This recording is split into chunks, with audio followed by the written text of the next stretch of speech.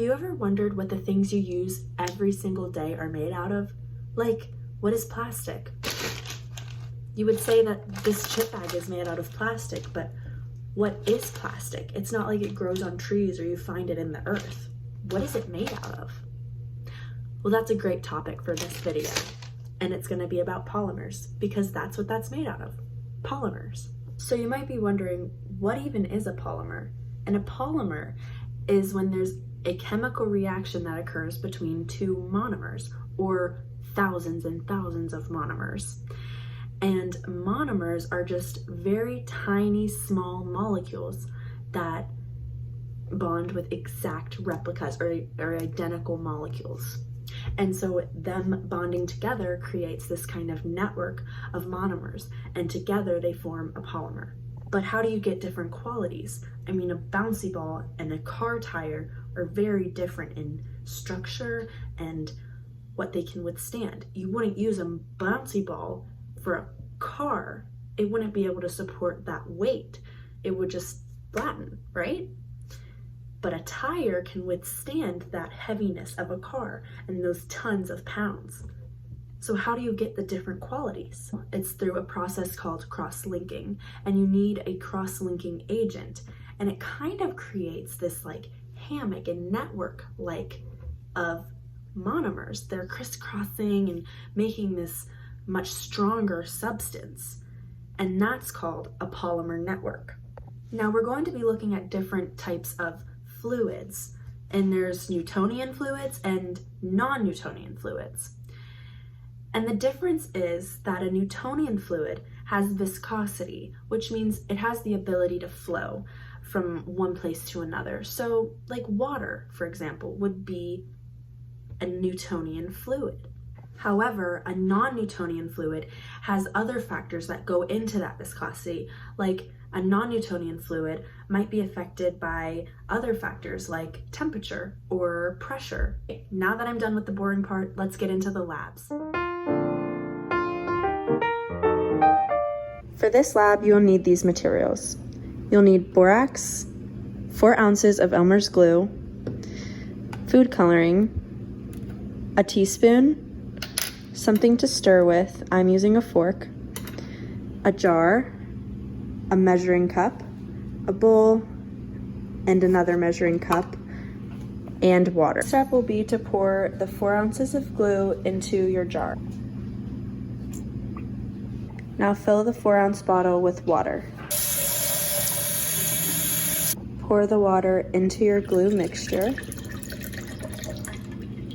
Take your stirring utensil and stir. If desired, add food coloring. This part doesn't really matter. You can add however much you want for your desired color. Now go ahead and stir that up. In your separate bowl, add 1 cup of water and 1 teaspoon of borax powder. Mix it together. Now add your glue mixture into the bowl of water and borax. Stir. As you can see, our polymer is beginning to form. Now I'm going to lift the slime out of the bowl, and it's okay that there's excess. And the more that you play with it, the more it'll become less watery. And there you have it. So I just wanted to go over some things. The slime, I have it in a measuring cup, but once you play with it more and more, it'll become less sticky and less watery, so it'll be easier to hold in your hands and it won't make a big mess. One thing to note is that the borax is what acted as the cross-linking agent. So that's what made this have a different texture. If we didn't have the borax added in, then it would just still be that liquidy, gooey mess. But since we had that borax, it interacted with the different molecules to create the polymer. So we really needed that cross-linking agent of borax, which actually is the chemical of borate. There you go. Let's move on to lab number 2.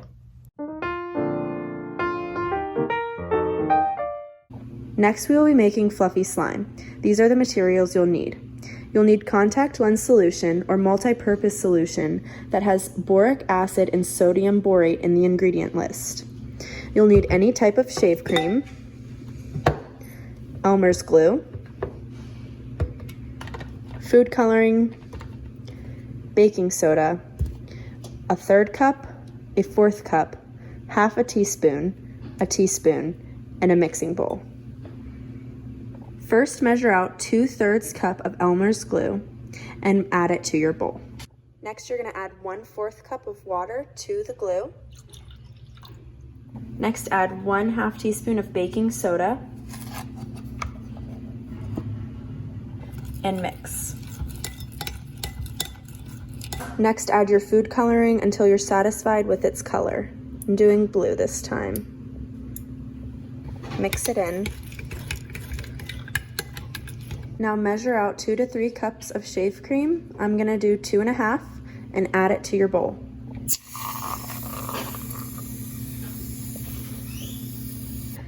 Now mix your shave cream into the glue. First, you're gonna add 1 teaspoon and knead for 5 minutes.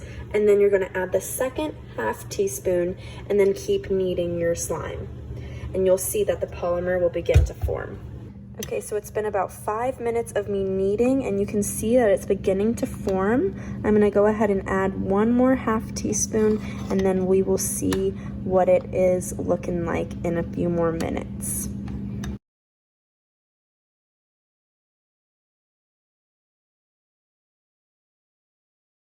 So as you can see, this is a much more fluffy slime, and that's because we added that shave cream. So it's important to see that the cross-linking agent in this was that contact lens solution, and that's because it had, what do you think, sodium borate in it.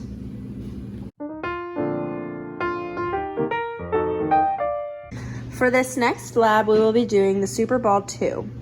You'll need borax, white glue, a cup, a teaspoon, measuring spoon, and a stirring utensil. Grab a tablespoon and measure out 2 tablespoons of white glue and put it into your cup. Next, measure 1/2 teaspoon of borax powder and add it to your cup. Now stir vigorously until it clumps into a ball.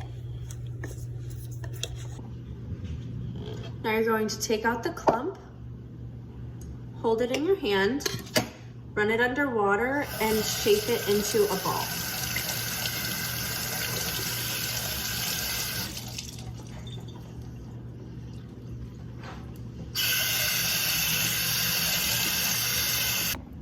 Next, you're going to take a paper towel, pat your ball dry,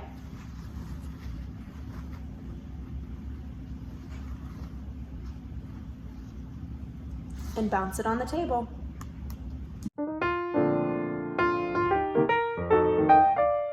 Our next lab will be silly putty, and you will need borax, Elmer's glue, food coloring, a measuring cup, a jar, a teaspoon, and a bowl.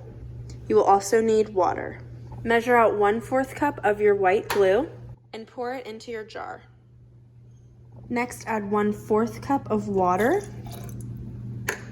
and some food coloring if desired. Stir that up.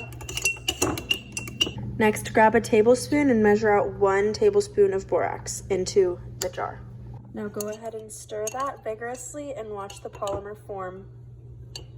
Now take out the silly putty. Now knead the silly putty until you have the desired texture that you would like. And there you have it, silly putty. So one really cool quality about the silly putty in lab number 5 is that it has different qualities when you stretch it under different stresses. So I'm currently applying a very low stress sort of intensity on this, and it's just kind of stretching out however much I want it to. But if I were to take this and apply a high stress, which would mean I would just yank it apart, it's gonna yank apart and just snap. So the elasticity in the silly putty is actually from the Elmer's glue or the white glue that you used. And the cross-linker is going to be, of course, that borate that was found in the borax powder. I hope you guys enjoyed this video and learning about polymers. I hope you are much more educated on polymers and what the different things in this world are made out of.